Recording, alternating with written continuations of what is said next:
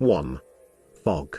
I'm watching another old TV movie, a digital rip from a battered VHS collection, complete with fuzzy sound and tape warp. This kind is the best for my work. Anything too well known, anything that's been professionally remastered, won't cut it. It won't do at all, and here's why. When I breach a state of flux that has taken much of my life to accomplish, I am propelled into an abstract field. The very one this earth is projected upon. For the process to be effective, source materials must be carefully selected. Television static, radio interference, visual encoding errors, broken frames in poorly dubbed movies, and all the inconsequential details that the audience is expected to ignore.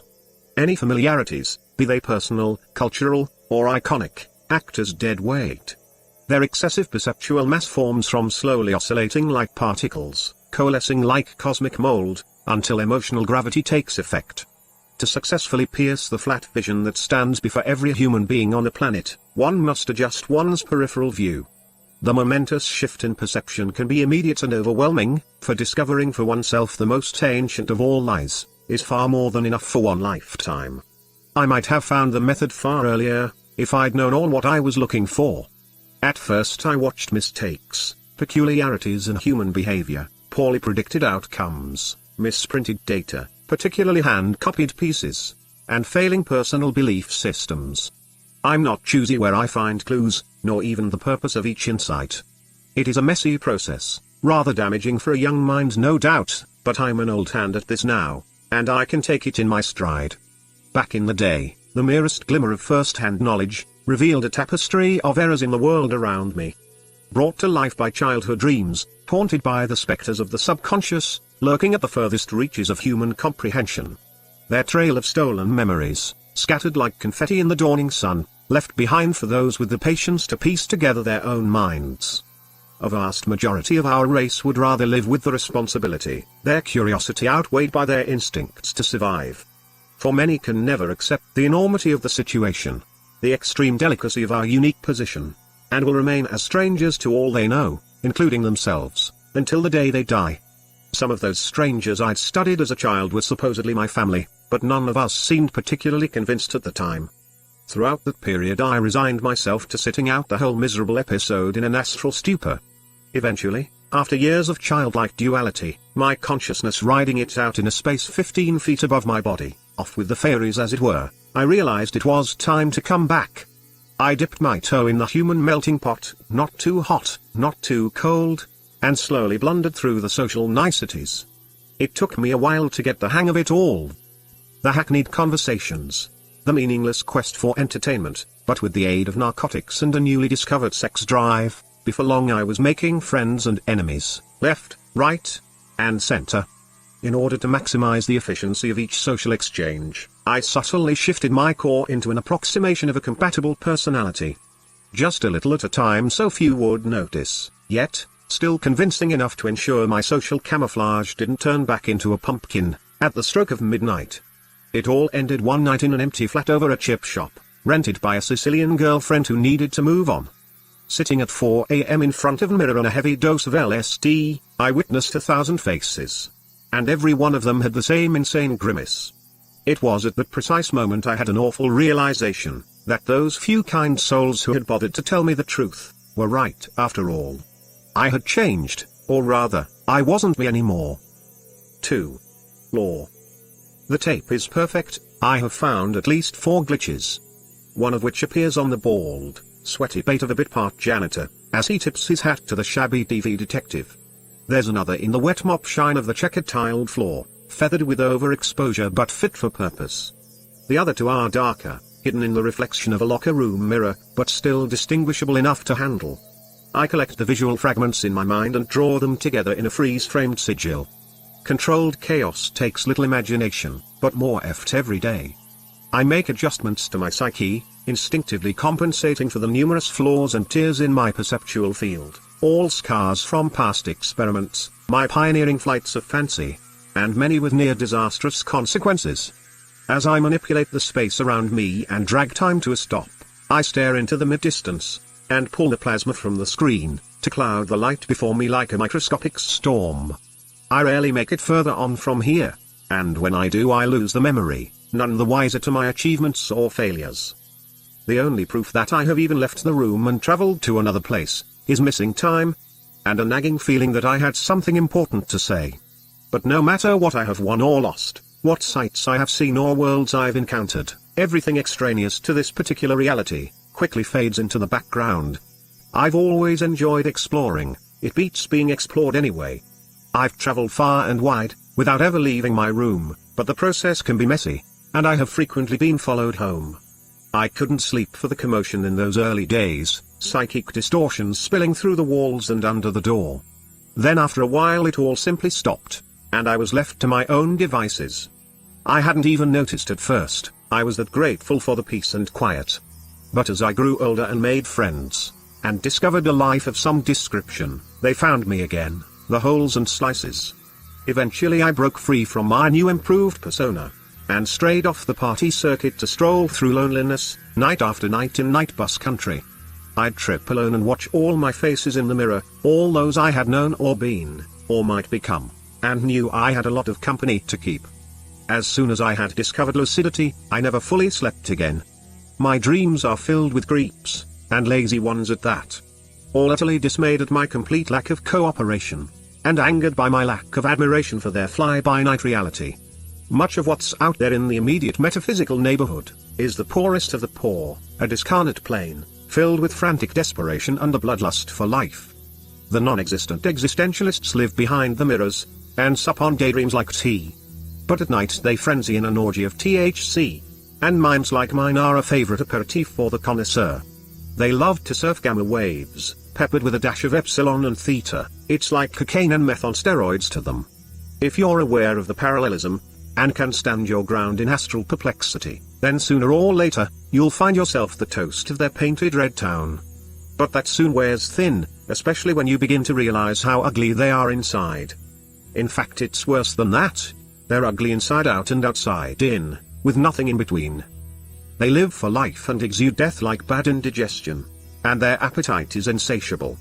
After a while, you too, will meet your nemesis, a legion of experts, soft killers whose thoughts and unspoken words are so sweet, that some mistake them as saviors. The best way to avoid the majority of creepers and shadows, is not to feed them ammunition. They're big on facial recognition. The more friends you have, the less chance you can truly control your dreams. Some see it as a lesson in the generosity of spirit, I see it as an all-out war on the subconscious senses. This time around I'm avoiding crowds, I have one human, and 3 feline relationships. I'm keeping all social contact to a bare minimum, at least for the foreseeable future. It seems it's the only way I can maintain some form of status quo. When I say that, I mean a regular irregularity, a dynamic flux of false variation, an arc of illusory potentiality that can handle the fractal structure of the edge of this reality, and beyond. I've come to learn that if you want something, you have to get out there and meet people, but the people I need to meet aren't here, they're down the wormhole that churns within the core of mind and spirit. It's the same old telltale told time and again, but in the first person, and without the hand-me-down baubles of self-realization. Advice is subjective at the best of times, no human can truly say they've looked back until the fat lady sings, and by then no one is listening. Well, that is, except for me, I listen, and I listen hard. It all needs to be this shape, a beautifully random pattern of absurdist behavior, or I couldn't fit through the cracks, the holes, the gaps in the academic propaganda of a once benevolent hive mind. A herd of military animals that insist on rounding up the stragglers, for yet another staged alignment. The lords and masters of a destiny I have no part in, have no interest in the likes of me and my kind.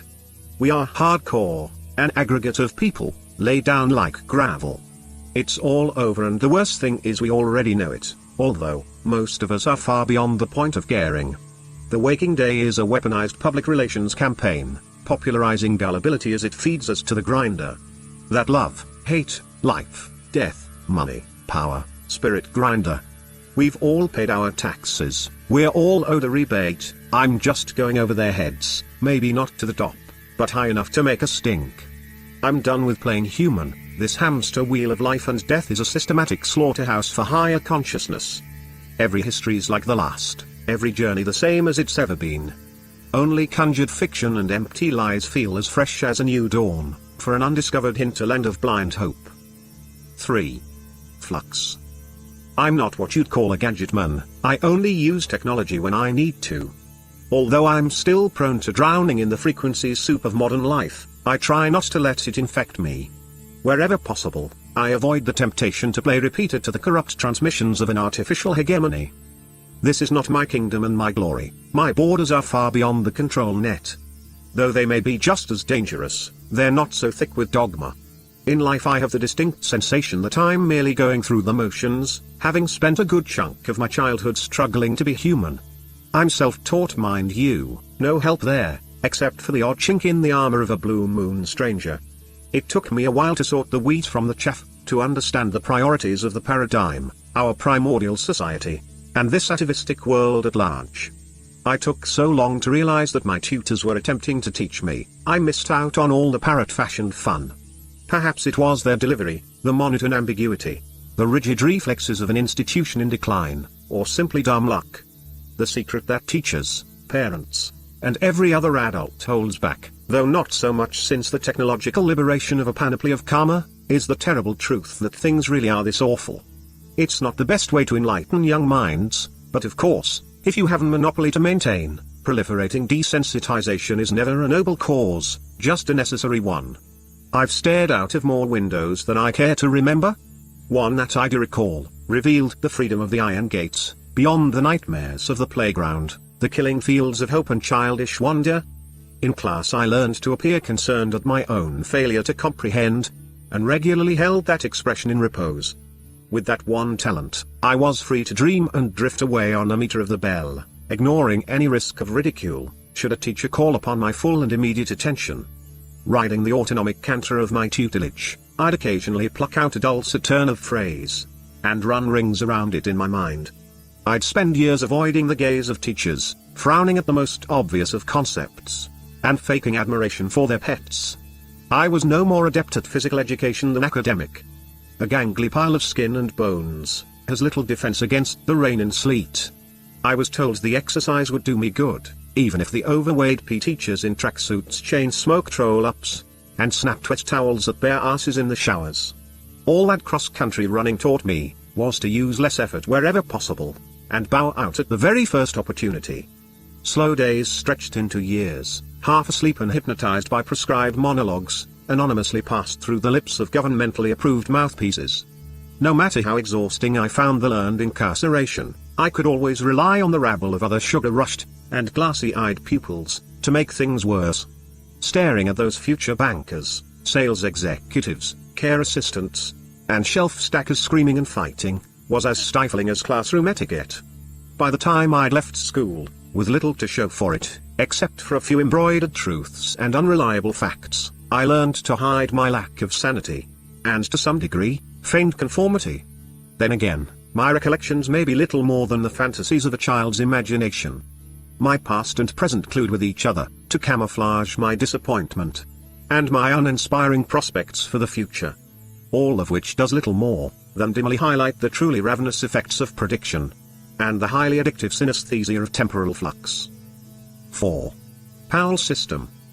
Most of us are under the delusion that we're here by chance, fate, or divine intervention. Even science struggles for a theory, a freak simian mutation must be the lamest excuse ever, but it's understandable considering the context. It can be difficult stepping back from a situation, when everyone around you is busy aping a lower life form. Rage is all the rage, it's been that way for a long time, or at least as far as society is permitted to recall. The disturbing truth is that something was tampered with long ago, by someone with a terrible sense of humor, the whole caboodle reprogrammed, and even encrypted for purposes unknown. But that's a different matter, altogether. I find that dreams are the best way to learn about oneself, and to some extent, recapture control of a subverted mind. One of my favorite dreams that fell to the cutting room floor, featured the kind charity of a warm and loving family, whom I've never met, and most likely never will. Wandering through the familiar streets of a fictional northern mining town, cobbled together from classic soaps and sitcoms, I came across an archetypal stereotype, a fat and jolly salt of the earth. He wore a 10-gallon hat he'd picked up on his last vacation, and he drove a beaten-up Cadillac he'd salvaged from a local scrap yard. He spoke little, but had a kind face. And a self-effacing manner that put me at ease. He asked if I was down on my luck, so I told him that I was lost and looking for a job. He offered me a lift, swerved the open-top heap with a sharp right, down a cul-de-sac of a quaint cottage-style council estate. He led me to a green door, played knock-down ginger, and was gone. A woman in a dressing gown with brood in tow, took me in and fed me. Then she trimmed my hair, dressed me in old but clean clothes from her late husband's wardrobe, and set me on my way with a little change for bus fare, should one pass. I awoke abruptly, but I couldn't shake off the feeling that I'd been walking in someone else's shoes, perhaps a dead man. My memories can barely muster a friendly face at the best of times, let alone domestic bliss, and with such convincing detail. I'm more experienced at nightmares, a vast majority of which feature a frantic chase, with no beginning nor end. Dreams and nightmares share one thing in common, a lack of closure, that awful nagging feeling that the whole charade will be over, before I've even had a chance to learn the rules. Worse still, all that wasted effort, for a seemingly pointless exercise in transcendental futility. I've learned two things from my nocturnal ventures. 1. I regularly get stuck in other people's dreams. They're never friends, nor total strangers, but homeopathically connected through hearsay, like a diluted synchronicity. 2. The speed of life is mirrored by the speed of time, which is a side effect of the false barometer of the soul, known as the mind. I've only dreamt of one in a human life, an energetic being, living in an electric blue frequency of light, peppered with plasma pools, which effervesced in a cobalt cave of fool's gold stars. A symbolic construct for my benefit, counteracting my limited understanding of a greater reality than I could possibly comprehend. A place outside of time and space, home to a society of all-knowing and benevolent creatures of silence and solitude. Highly learned beings, some as tall as trees, who sat peacefully, or bathed, or merely glanced and smiled in the direction of yet another wide-eyed intruder. Their voiceless conversations guiding their young, soft soothing thoughts crystallized with experience. A spectacle of sensorial splendor so beautiful, my heart sank as I struggled to form any kind of human comparison. I felt ashamed at my limitations, the gross acts of an instinctual individuality, barbed by the longing to hunt and gather information. I left there with the distinct feeling that I, and all my kind, are at best obtuse in a place like that, and at worst, the embodiment of vulgarity. As I slipped back into my body, I met a fellow interloper, one of many who I assume have traded sleeping lives with me. Their engram of reassurance was a break from protocol, yet a welcome sign of interdimensional compatibility, and a potential friendship from beyond my imagination. Those familiar shadows, neither living nor dead, that stand sentry in my first and last waking moments, seem as unsure of me as I am of them. They know that I know what's going on. It's more than lucidity, I've woken up in sleep. Two versions of myself, conscious in the subconscious, hurriedly exchanging cryptic messages in an intergalactic semaphore, confirming the truth that waking life is just another dream. That's not something you can simply shrug off, in fact quite the reverse, I wear that memory like a crown. 5. Deflection. I am an interloper, a metaphysical daywalker, who hankers for a nocturnal past. I used to suffer from insomnia, I still do to some degree, but at its peak I'd spin around the clock like a roulette ball. Now it's more like bar billiards. I've just about got the hang of mornings, that great wall of incongruity that greets me every day. As a coping mechanism, I constantly immerse myself in sound, in the deep end of the auditory pool, to mask out all intrusion, and avoid the mental bends of dream decompression. Like a deep-sea diver in a baththief, I sink beneath the muffled screeching gulls and screaming kids, past the barking backyard dogs and wailing cats on heat, far below the heavy drone of black helicopters, and the whining queues of chemtrail jets that crisscross my coastal sky. A view that used to be far more blue, has turned as white as a sheet, even silver, when the sun breaks through the tram lines of barium and aluminium chaff. Whether the weather has been modified to save the world, or kill it, seems pretty academic now, watching the seasons blur into each other, as the sky transforms into a giant TV screen. Once evening falls, the stars hang too low for my liking. Some of them glint so strangely, I can even make out double and triple lights of neon primary colors. Then there are the black triangles, the floating orbs, and tiny shooting stars. The night sky's far too busy to bother with anymore, it doesn't make sense to me these days. the wandering seasons and planetary bodies. Even the sun doesn't know its ass from its elbow. And when it does decide to pop up from some random direction, it flickers like a shitty fluorescent tube. I'm getting tired of surprises. There are so many glitches I can barely bring myself to glance upwards. The last time I took a peek, I saw the sun rise and set within an hour. It's almost getting embarrassing how fake the world's become. The lies have left me feeling numb. And if my thoughts have ever been controlled by a shadow government, I'm sure they'd have lost interest by now. I know I have. What really gets to me is a tediously repetitive sense of déjà vu, somewhat sprinkled with disappointment. Whoever cooked up this world needs to find another job.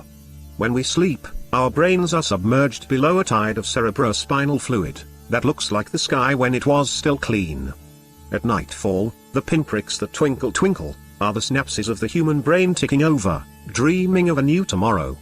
Each dawn, the brain floods with a deep blue neural brainwash, stripping universal truths from the short-term memory, leaving nothing but the subliminal instructions of a nocturnal yesterday to play for today.